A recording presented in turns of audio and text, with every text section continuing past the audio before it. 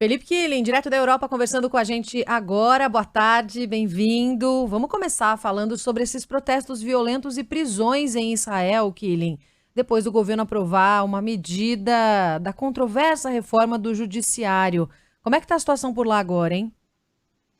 Olá, Roberta, boa tarde a você, Thiago, e a todos que nos acompanham. Agora a situação está um pouco mais tranquila, mas durante a última noite, ontem também, a situação ficou mais complicada, confronto entre manifestantes e policiais, cerca de 40 pessoas foram presas, ruas foram bloqueadas, a polícia usou jatos d'água e a cavalaria para dispersar a multidão, e essa revolta popular é por conta de uma reforma no judiciário, bem polêmica. Passou uma medida de um pacote que o premier Benjamin Netanyahu pretende passar. O que foi aprovado ontem pelo parlamento por 64 votos a 0, porque a oposição boicotou o voto, foi o fim do padrão de razoabilidade. Israel não tem uma constituição como o Brasil, então muitas decisões políticas são baseadas em outras decisões tomadas no passado e na chamada razoabilidade, em que a Suprema Corte poderia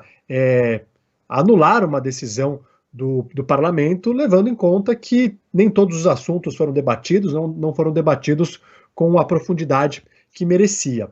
E lá, ao contrário do Brasil, não tem deputados, senadores e o judiciário. Então você tem na balança o parlamento e o judiciário. Você tendo uma reforma do judiciário em que tira o poder da Suprema Corte, os críticos afirmam que dá plenos poderes ao governo de Benjamin Netanyahu, que é formado por uma coalizão e tem muitos políticos da extrema-direita, ultraconservadores, inclusive aliados dos Estados Unidos, aliados de Israel, como os Estados Unidos, criticam essa reforma da Previdência. São vários meses de protestos, desde o começo do ano, a gente tem acompanhado esses protestos, mas ontem foi uma vitória do governo com essa primeira medida aprovada, e muita gente está esperando que mais reformas venham por aí.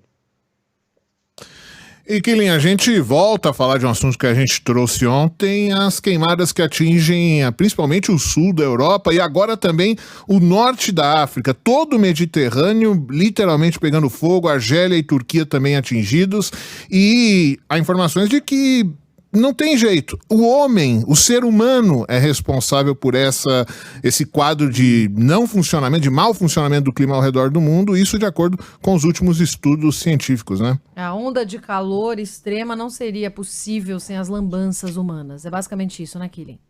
Exatamente, exatamente. É isso que esse novo estudo concluiu, que, claro, tem o fenômeno El Niño, que aquece as águas do Pacífico e potencializa essas ondas de calor, mas tudo que a gente está passando no hemisfério norte e em outras partes do planeta não seria possível se não tivesse a ação direta do homem, que não preserva o meio ambiente, queima combustíveis fósseis. Realmente a situação está bastante complicada no sul da Europa, no norte da África. O aeroporto de Palermo, na Itália, precisou ser fechado hoje. Os termômetros na Sicília passaram dos 47 graus.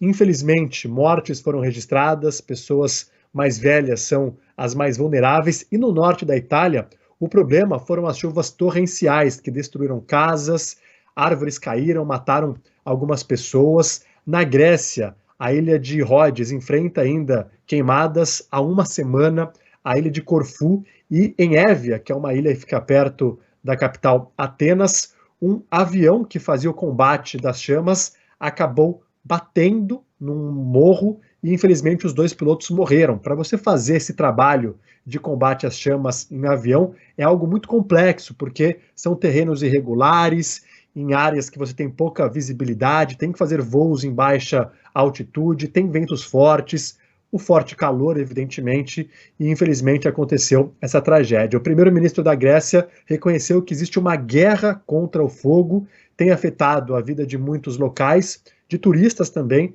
e o turismo representa quase 20% do PIB grego.